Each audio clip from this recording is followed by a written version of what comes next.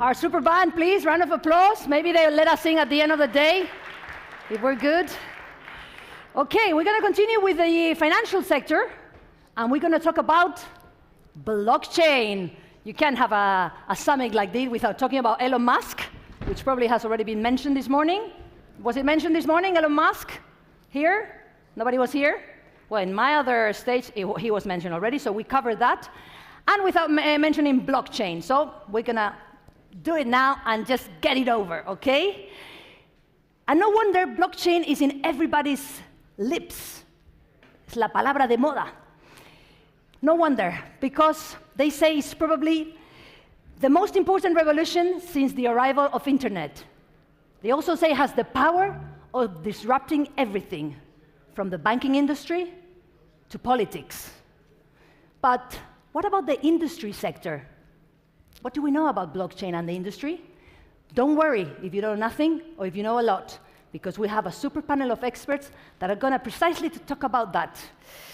And to moderate it, we have an expert on the subject, a very well-known figure in the sector and in the startup ecosystem, and a dear friend. He's founder of Faden. He's also an angel investor, successful entrepreneur, and the person with the most extensive collection of selfies in the world. Trust me, I follow him on Instagram. Please, let's welcome Eneko Nor.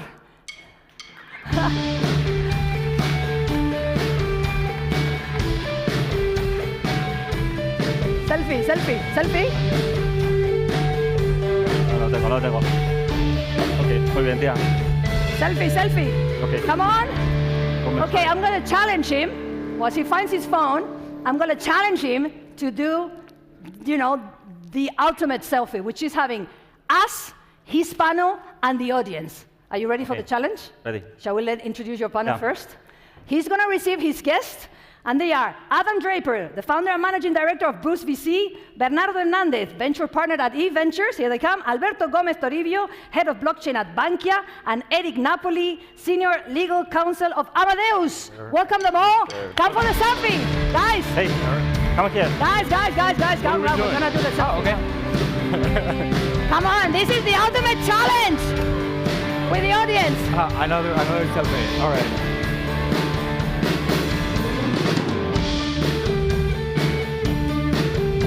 We made it! You will see it on the website. You will see it. Fantastic, you're all there. Thank you, Eneko. Thank you, everybody.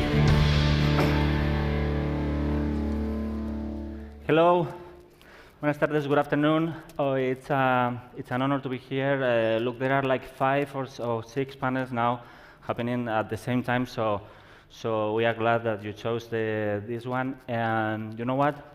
You made the right choice. This is the place to be right now. Look, the blockchain is the hottest topic right now, and look at the panelists. This is the best panel right now.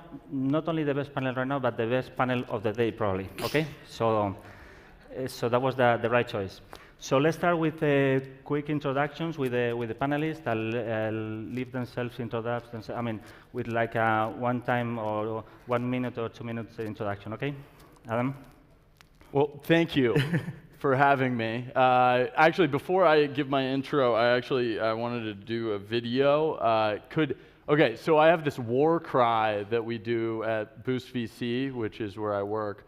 I say, "Who are we?" And then the entire audience says, "Boost." Can you guys do that for me? Are you ready? Okay, I'm going to stand up real quick. I'm going to start recording. I'm going to go, "Who are we? Boost! Who are we? Boost! Who are we?" That was pretty good. Thank you for tolerating me. My name is, I'm going to start, that's the first time I've done that, so you guys are my test audience. My name's Adam Draper. I'm the founder and managing director of Boost VC. I once drank an entire bottle of Tabasco sauce in 43 seconds. But the reason I'm on this panel is probably not that. 6 years ago, we became the first fund to ever focus on Bitcoin-related startups, Bitcoin is powered by something called the blockchain. That's probably what we're going to be talking about. I have since invested in more than 100 Bitcoin or blockchain-related startups. I believe it's the most of any venture capitalist because we are very bullish on the space. Boost VC is a pre-seed fund that focuses on making sci-fi a reality. And so we focus on crypto, virtual reality, space, crazy stuff. Okay. Okay, Bernardo, please. Thank you. And I go after this crowdsourcing marketing. Like he always says it's the first time he does it, but he has like probably like 125 of them now. But my name is Bernardo Hernandez. I love technology. I love to solve big problems with the power of technology, and I've been doing this for 25 years as an entrepreneur, as an executive for big companies, and as an investor now. And I believe the best way to learn about something is to have skin in the game. It's a great book by Nassim Taleb that just went out that I recommend to everyone, Skin in the Game. And if you want to know about blockchain, when it came out, it's like the best way to do that is to actually put skin in the game. And that's what I did. I helped on an ICO a year ago with Kike, there was, and then I invested in Verse together with Adam, and now I'm passionate about that project and in the fintech, and I believe great things are going to come out of the fintech and blockchain, and again, the best way to learn about all this is by getting involved, making mistakes, and I'm putting skin in the game on that. That's Okay, why I'm here. Bernardo. Alberto. Okay, about me, I am the head of blockchain in Bankia, and I have worked in blockchain since 2014. Was then when I founded the first blockchain, or better said, Bitcoin company backed by a bank. Yes, was a Spanish bank, the first one investing in a Bitcoin company, and we are very proud of it. And it was also the first. No. Okay. It was also the first company funded using Bitcoins as social capital. After that, Bankia Okay, invited me to. Okay, sorry. Maybe a handheld microphone. Try Yeah. again, sorry, Alberto. It comes back. Okay. After that, Okay. It's okay. back. I think so. We were using blockchain for this technology. After that, no, it's not working. It's Okay, please.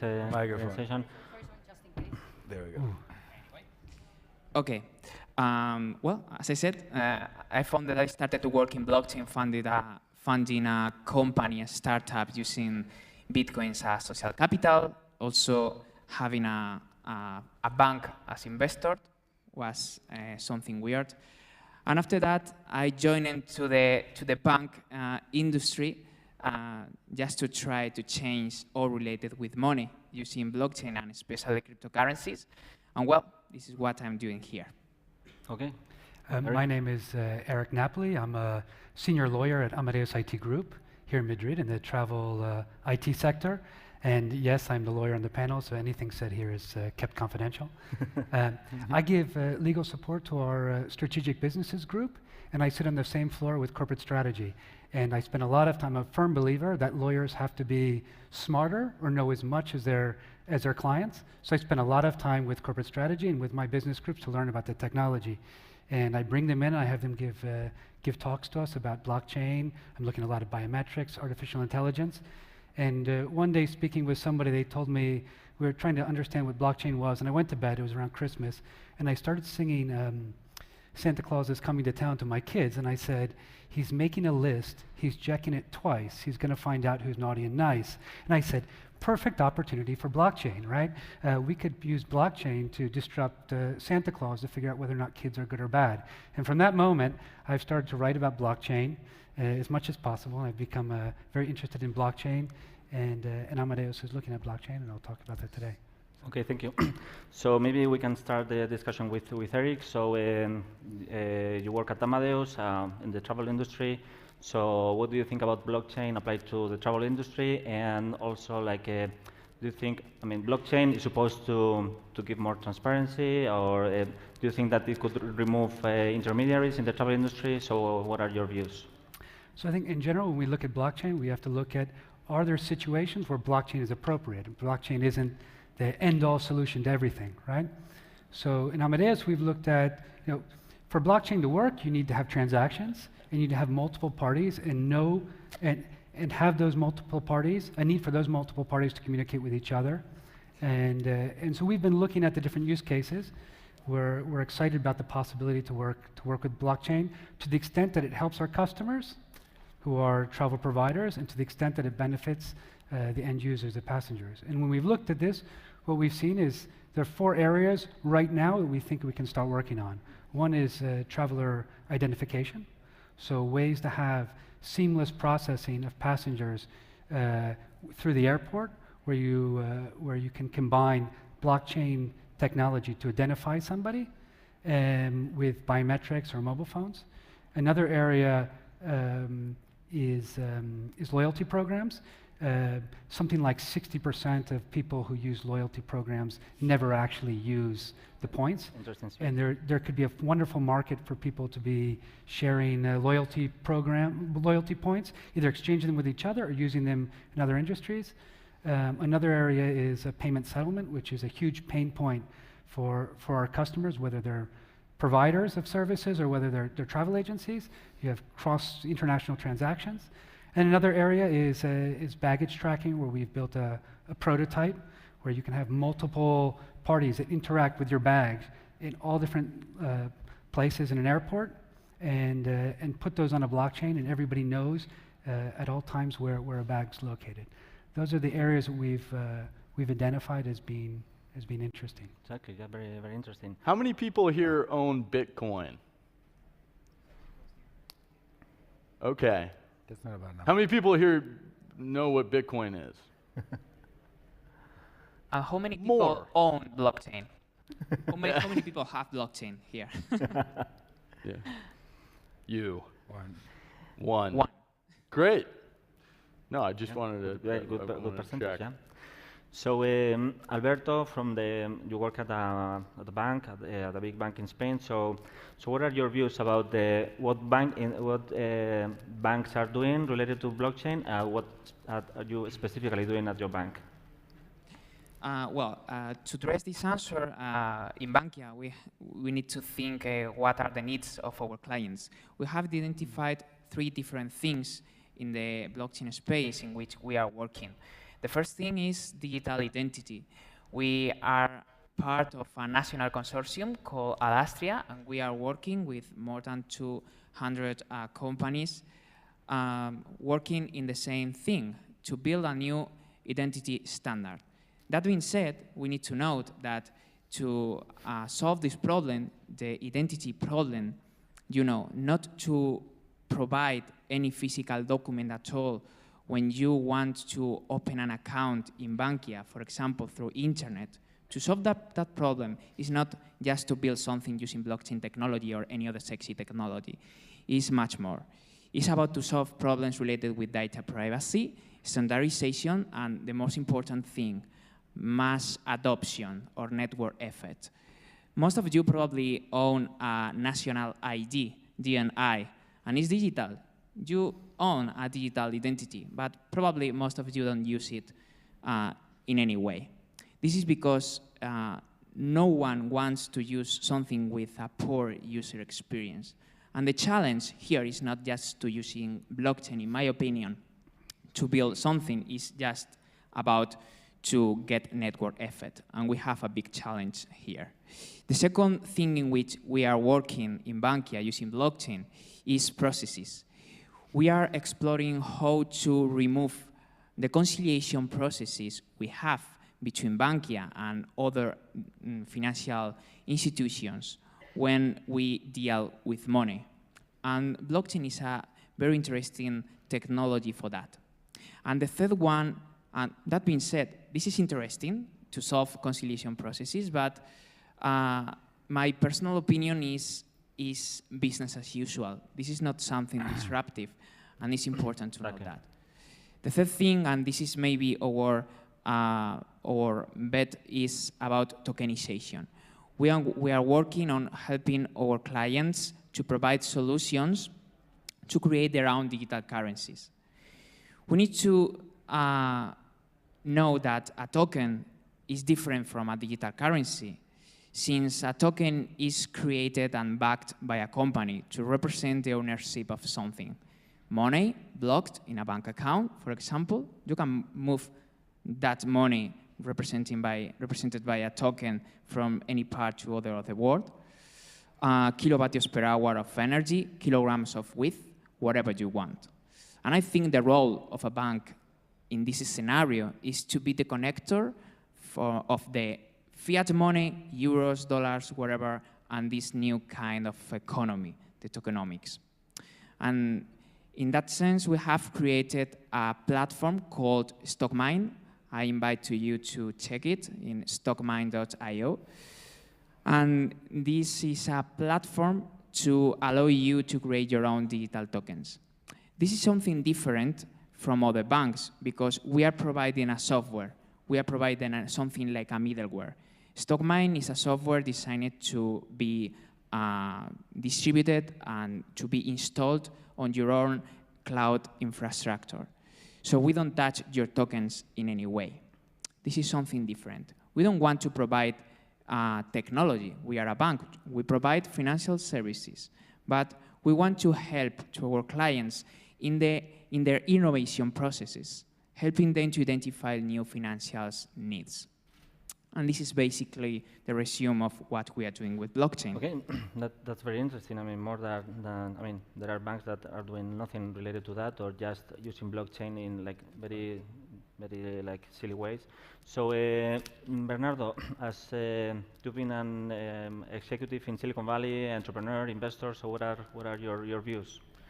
So, first of all, I think it's important to understand the essence of what we're talking about, and to me that's always critical. Blockchain has the potential of being huge, and it's easy to fall into the attraction of saying, oh, it's the new buzzword, I need to do something with blockchain, but it's critical that everyone here understands what blockchain is, and what's the ability of having a decentralized layer that can actually be a registry for everything you do.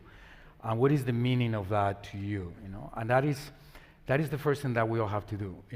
Adam asked the question, who here owns blockchain, who here owns or is doing something with blockchain. Just if you can have a takeaway from this session, just go and do something with it. Either buy Bitcoin or try to do something, whatever it is, with blockchain. I remember my first interaction on the day that I realized that this was going to be huge. It was when a guy that used to be my iOS lead for one of my projects, wanted to create his own company, and I was going to be an angel there, and I was going to give him $100,000, and I didn't like, the team that he was structuring. His name is Jorge Izquierdo with VCBAN, and I said, you need a business co-founder. I was in power. I had the experience. I knew it all, and before I realized, 3 weeks went by, and I read on the news that he had raised in 20 minutes more than $30 million in ICO. That was a year and a half ago, and I was there, holding my $100,000 check, thinking that I had any power. I realized that day that this 18-year-old kid was able to do something incredible with a new technology that he understood really well, and I didn't understand at all. The day I realized that everyone can do something with blockchain, it was going to be critical. So I think it's very important that we all understand this. Everyone here can do something with blockchain, but it's your responsibility to actually understand what that is and what it means to you. It cannot be delegated to a bank or to anyone within the company. It's really up to you. There's the company that I'm the president, and it's this the best way to move money around, like the Spanish Venmo. We had blockchain at the beginning, and that was the layer to begin with, and we had to move away from blockchain to actually, because it wasn't scaling well. It was very expensive to run, and we created our own version of our blockchain. But we understood really well the stuff that we could do with blockchain versus the stuff that we couldn't do with blockchain. So don't fall into the temptation of the new buzzword, blockchain. But just try to understand what it is, what are the implications for you, and why is it relevant for you. The potential of a decentralized ledger, it's incredible, but you need to understand exactly what are the implications of all that for you. Okay, good. So Adam, your views as a venture capitalist? Yeah, so by the way, the company that Bernardo is referencing was Aragon. And it's a Spanish company that raised $25 million. I'm saying that because Boost VC did do that deal, so we're happy about it. At the end of the day, all Bitcoin. By the way, I'm going to use the word Bitcoin, okay? And you can use it analogously with blockchain. I think like Bitcoin gets a bad, like people use it as a bad word for some reason, like, and banks hate using the word Bitcoin, and I use it all the time, sometimes to piss people off, sometimes not. But basically, Bitcoin is the reason that everyone's talking about the blockchain. And all it does is replace third-party trust with mathematical proof. That's it. Now, that is a very, very powerful tool. When Brian Armstrong, I was the first investor in a company called Coinbase, and when Brian Armstrong, who's the CEO of Coinbase, was pitching me, he was pitching me at this coffee shop, which means if you're an entrepreneur, you should probably pitch at coffee shops because that's where I give most of my money.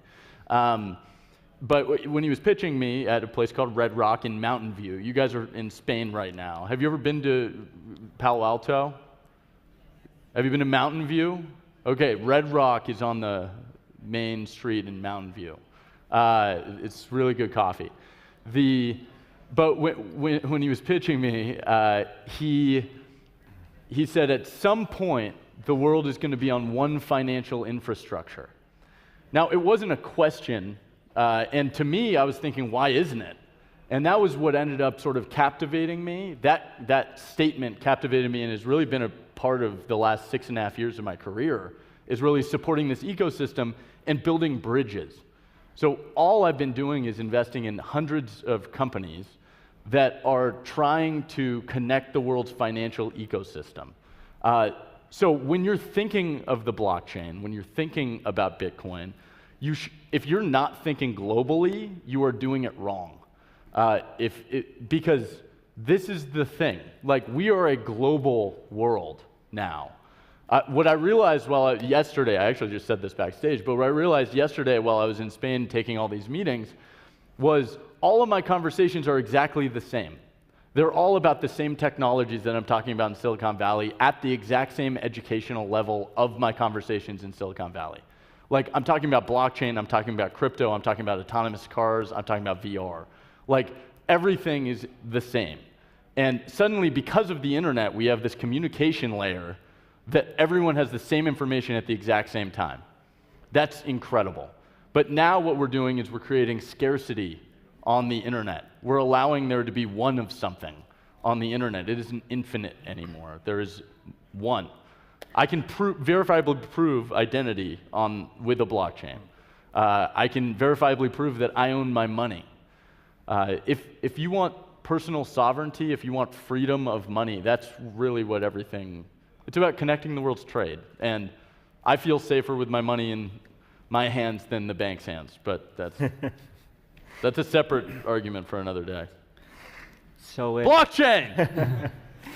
So blockchain it's a super broad concept. I mean, it goes from blockchain for the enterprise. You know, there are tons of people that say, like, oh, I like blockchain, but I don't like crypto, this kind of things. And there is crypto, there is ICO, so I mean, we can talk for hours about this. And there is a lot of discussion between like private blockchains, public blockchains. So what do you think about this, Eric, or who? Well, I guess two comments, one to Bernardo and one to Alberto. So I think one important thing Bernardo says is you have to know what blockchain is and what it isn't. And right now, blockchain has, at least for my industry, a lot of limitations. What do my customers want? My customers want availability of the sale of their tickets right now. and they want to be able to process transactions really quickly. And right now, blockchain is just too slow for people who want things right now. So when you're looking at what goes in the blockchain and what doesn't, it might be good for Bitcoin, but for other transactions, it's just not ready. And another thing that Alberto was talking about ID, another thing that people have to think about when they're designing blockchain, what I think is very important, and I'm saying this from a legal standpoint, is you really have to think about the end user first. So you can't be too religious about exactly what the blockchain does. You have to think, is the end user going to be comfortable using a system where they're putting their ID on a blockchain forever? When you talk about traction, people have to be very comfortable. Adam's saying right now he's very comfortable having his money in a blockchain, not in the bank. We have to make sure when we're looking at new technologies, when we talk about privacy by design, we're designing things so that the customer really wants to use it. And if the customer really wants to use it and they like using it, they're comfortable, regulation will follow. Yeah, but in the case of the blockchain, we are moving the responsibility from a service provider to the user. When you own Bitcoins, for example, you are responsible of your private key. And if you lose the private key, you lose your Bitcoins. This is not especially user-friendly, you know. The difference between private and public blockchains, I think there is no so much about user experience, and this should be the most important thing. It's about the comfortable of the companies. And I think this is the same case as, for example, did you know the first person in McDonald's proposing to have a web page was fired? Just because, wow, it's crazy to have a web page over there on internet. Everyone could check it, and right now we kill each other to be in the first page of the search result of Google, right? I think it's happening the same with blockchain. I think this is just about getting momentum, and the public blockchains, for us, are especially important in the case of tokenization, because if you want to represent the ownership of something with a token, you want to put that token in a network in which potentially can be anyone, not in a private one, in the case of tokenization. In the case of identity, maybe it's different, because we maybe need to share, personal information on or whatever. And by the way, in Alastria, for example, a national ID blockchain solution, they are not sharing personal information, they are just sharing hashes, something cryptographically, and there is no personal information there. But in my opinion, the potential is in the public blockchains, and right now the private ones are just a path to find, the way of working with public blockchains. Good. I think another important thing is actually regulatory issues. If we need legal environments that actually can be an ecosystem where all this can grow. You have countries like Singapore or Lithuania that actually get it. So if there is something that all of you can do actually to help, and it's to vote representatives and politicians that actually get it. We're not going to go anywhere with the politicians that we have today that actually don't get it. They don't even understand. They don't even the caliber of these conversations. They can't even begin to understand. Or even our Secretary of State, which I think he get it, but then he becomes a little bit too coward versus another politician. So, none of this is going to happen if we have politicians that actually don't get it. And not only they do nothing like the ones we had before, but they do actually things against it. To get a license in Spain to do anything in fintech today, it's impossible. That needs to change. We have to go to Lithuania to actually do business. Instead of having politicians that actually encourage, the creations and the development of all these technologies right here within Spain. So it's really important to do everything that we do, but it's also really important that the other half of the equation, which is the legal framework that actually is going to allow all of this to be developed, exists. And we don't have it today, and we need to make sure that actually we have politicians that actually get it and understand it. So Adam, ICOs were supposed to disrupt the venture capital industry. So what's going on now? What are your views? Yeah, it's over. Disrupted it. It's done. I think at the end of the day, so a big piece of like what drives me is just the user should have control over their own stuff, their own money, their own whatever the thing is.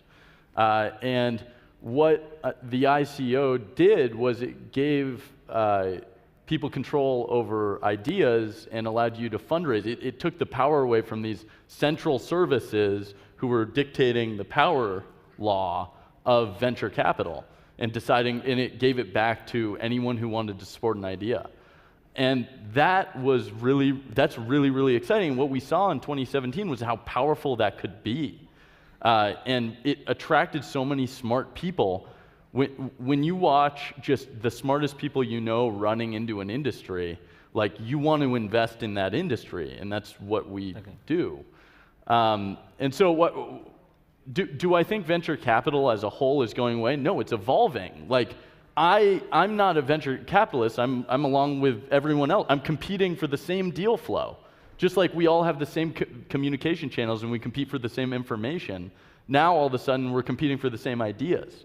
We can look at the same thing. So I think that there's a new evolution of what venture capital means. And at the end of the day, it's about creating a higher quality service.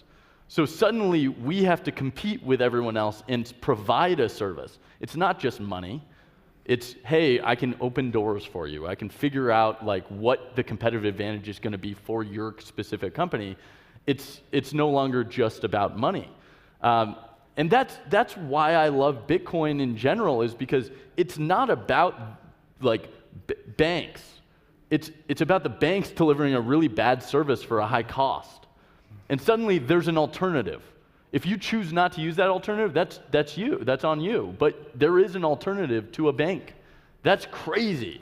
So really, I just want better quality services for a lower cost. Okay, we only have one minute left, so I'm going to ask a question. I mean, By the way, I was told we had 40 minutes, and that only started with 30.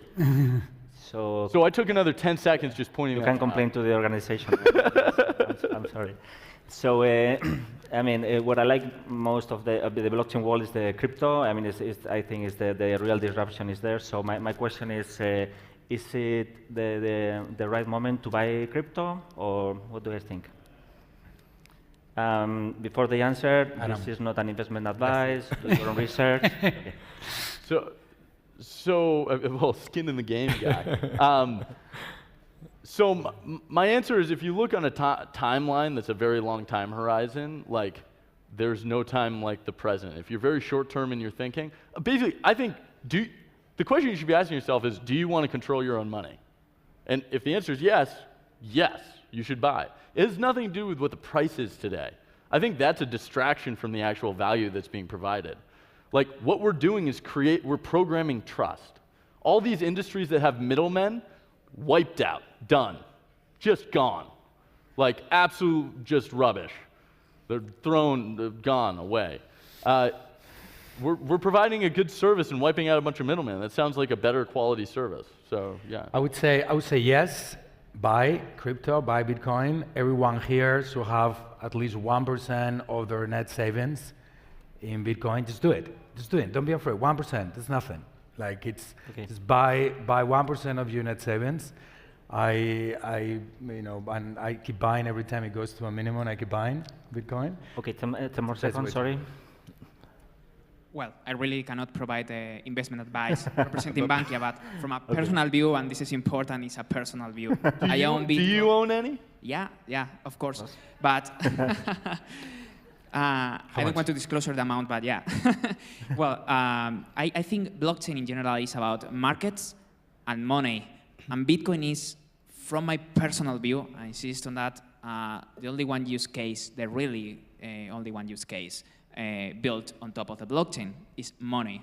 Bitcoin is the use case is going to grow in the future, from my personal view. Okay, 5 seconds to Eric. Okay, 10. Yeah, I'm not as big of a fan of cryptocurrencies as the rest of you, but I'll keep that offline. Okay. The lawyer. It was an amazing panel. I hope you liked it. Thanks for being here, and enjoy the show. Thank you, Madrid.